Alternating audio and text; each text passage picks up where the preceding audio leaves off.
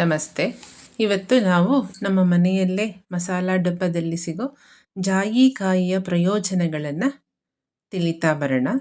ಇವಾಗ ನಾನೇನು ಡಿಸ್ಪ್ಲೇ ಮಾಡ್ತಾ ಇದ್ದೀನಿ ನೋಡಿ, ಇದೆ ಜಾಯಿಕಾಯಿ. ಪ್ರತಿಯೊಬ್ಬರ ಮನೆಯಲ್ಲಿ ಕೂಡ ಜಾಯಿಕಾಯಿ ಇರ್ತದೆ.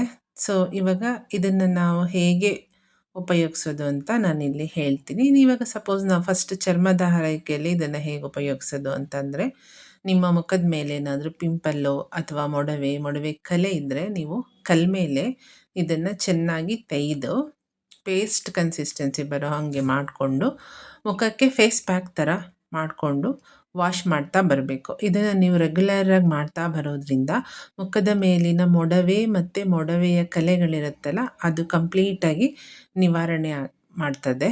ಆದರೆ ರೆಗ್ಯುಲರ್ ಇರಬೇಕು ನಿಮ್ಮದು.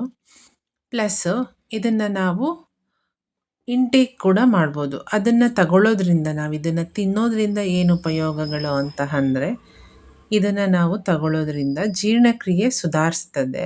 ಆಮೇಲೆ ನೈಟು ಚೆನ್ನಾಗಿ ನಿದ್ದೆ ಬರುತ್ತೆ, ಮನಸ್ಸು ಸಮಾಧಾನ ಅನಿಸ್ತದೆ. ಪ್ಲಸ್ಸು ನಮಗೆ ತುಂಬ ಬೇದಿ ಇದ್ದರೆ ಇದನ್ನು ಬಾಳೆಹಣ್ಣಿನ ಜೊತೆ ಸೇವಿಸೋದ್ರಿಂದ ಬೇದಿ ಕಡಿಮೆ ಆಗ್ತದೆ.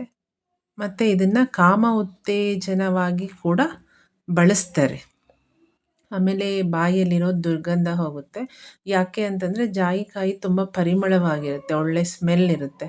ನಾವು ಬಾಡಿ ಬಾತ್ ಪೌಡರ್ ಮಾಡ್ತೀವಿ, ಅದರಲ್ಲೂ ಕೂಡ ಜಾಯಿಕಾಯಿನ ಬಳಸ್ತೀವಿ. ಏಕೆಂದರೆ ದೇಹದಲ್ಲಿ ಏನಾದರೂ ದುರ್ಗಂಧ ಬರ್ತಿದೆ ಅಥವಾ ಬಾಡಿ ಸ್ಮೆಲ್ ಚೆನ್ನಾಗಿಲ್ಲ ಅಂದಾಗ ಈ ಜಾಯಿಕಾಯಿನ ಬಳಸೋದ್ರಿಂದ ಆ ಸ್ಮೆಲ್ಲೆಲ್ಲ ಹೋಗುತ್ತೆ.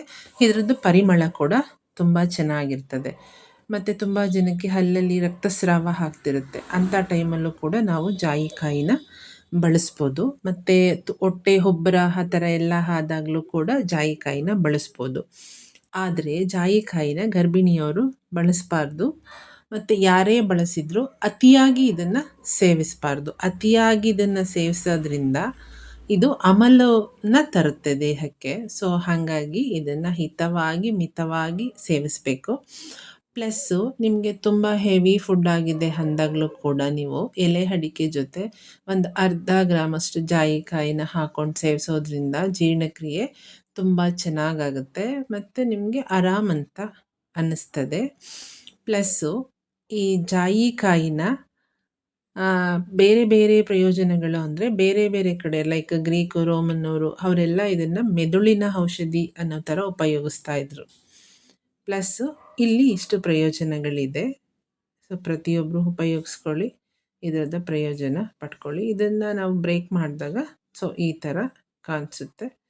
ಹಿತವಾಗಿ ಉಪಯೋಗಿಸಿ, ಮಿತವಾಗಿ ಉಪಯೋಗಿಸಿ. ನನ್ನ ಚಾನಲ್ ಇಷ್ಟ ಆಯಿತು ಅಂತಂದರೆ ಲೈಕ್ ಮಾಡಿ, ಸಬ್ಸ್ಕ್ರೈಬ್ ಮಾಡಿ, ಈ ವಿಡಿಯೋನ ಬೇರೆಯವ್ರಿಗೂ ಶೇರ್ ಮಾಡಿ, ಅವರು ಕೂಡ ಇದರದ ಪ್ರಯೋಜನಗಳನ್ನು ಪಡ್ಕೊಳ್ಳಿ. ನಾನು ನೆಕ್ಸ್ಟ್ ಯಾವುದೇ ವಿಡಿಯೋ ಮಾಡಿದರೆ ನೀವು ನಮ್ಮ ಚಾನಲ್ನ ಸಬ್ಸ್ಕ್ರೈಬ್ ಆದಾಗ ನೋಟಿಫಿಕೇಷನ್ ಬರುತ್ತೆ. ನಾನಿವಾಗ ನಮ್ಮಲ್ಲೇ ಸಿಗೋ, ನಮ್ಮ ಅಡುಗೆ ಮನೆಯಲ್ಲೇ ಸಿಗೋ ವಸ್ತುಗಳನ್ನು ಉಪಯೋಗಿಸ್ಕೊಂಡು ಹೇಗೆ ನಾವು ಪ್ರಯೋಜನ ಪಡ್ಕೊಳ್ಬೇಕು ಅನ್ನೋ ವಿಡಿಯೋಸ್ನ ಹೆಚ್ಚಾಗಿ ಮಾಡಿ ಹಾಕ್ತಾ ಇದ್ದೀನಿ. ಉಪಯೋಗ ಪಡ್ಕೊಳ್ಳಿ. Thank you.